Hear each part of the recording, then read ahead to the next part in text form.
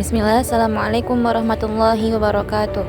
Kami dari Kafilah Siti Walidah 2 akan mempresentasikan materi dalam kegiatan OSDI dengan judul Jurnalistik Islam dan Muhammadiyah.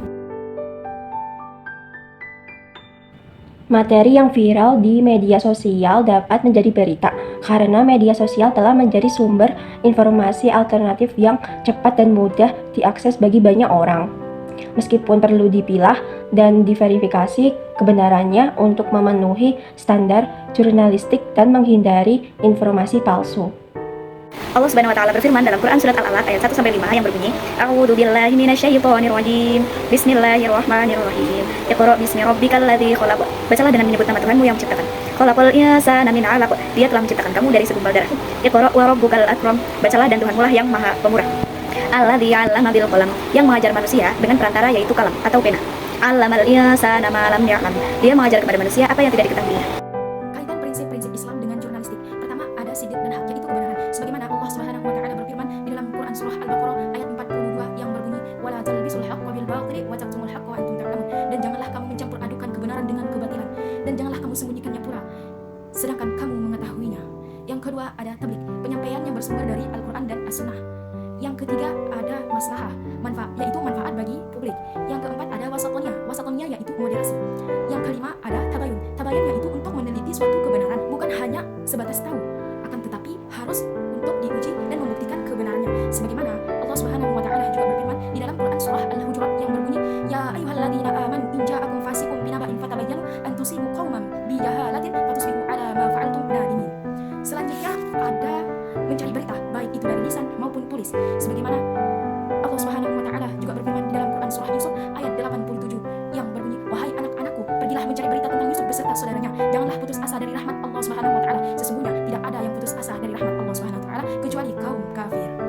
10 elemen jurnalisme Islam. Yang pertama, kewajiban utama menyampaikan kebenaran. Yang kedua, loyalitas utama. Yang nomor 3, intisari verifikasi. Yang keempat, menjaga independensi. Yang nomor 5, fungsi jurnalis adalah sebagai mentor kekuatan. Yang keenam, menyediakan forum publik. Yang ketujuh, buat menarik dan relevan. Yang kedelapan, komprehensif. 9, kehadiran jurnalis warga. Dan 10 adalah hati nurani. Jadi di sini aku akan menjelaskan tentang tajdid. Tajdid adalah pembaharuan atau revitalisasi ajaran Islam agar kembali murni dan relevan dengan perkembangan zaman, terlepas dari unsur tahayul, bid'ah, dan khurafat. Konsep ini memiliki dua makna utama, yaitu pemurnian atau purifikasi, yaitu mengembalikan ajaran Islam kepada kemurniannya sesuai Al-Quran dan As-Sunnah, serta dinamisasi atau pengembangan, yaitu mengadaptasi ajaran Islam agar dapat merespon dan memberikan solusi bagi permasalahan kontemporer. Biografi singkat Muhammadiyah. Jadi Muhammadiyah adalah organisasi yang didirikan oleh Kiai Haji Ahmad Dahlan pada tanggal 18 November 1912 di Kauman, Yogyakarta. Memiliki tujuan atau cita-cita untuk mewujudkan pembaharuan Islam yang sesuai dengan Al-Quran dan As-Sunnah, serta memberantas tabesek atau tahayul, bid'ah, dan khurafat. The value of Muhammadiyah. Dengan manajemen yang teratur dan militan, serta selalu aktif berpartisipasi dalam apapun dengan ikhlas dan totalitas, sifat yang moderat yang tidak ekstrim, harus aktif dan mempunyai relasi yang luas. Allah Subhanahu wa taala berfirman dalam surah Al-Imran ayat 104 yang berbunyi, A'udzu billahi minasyaitonir rajim.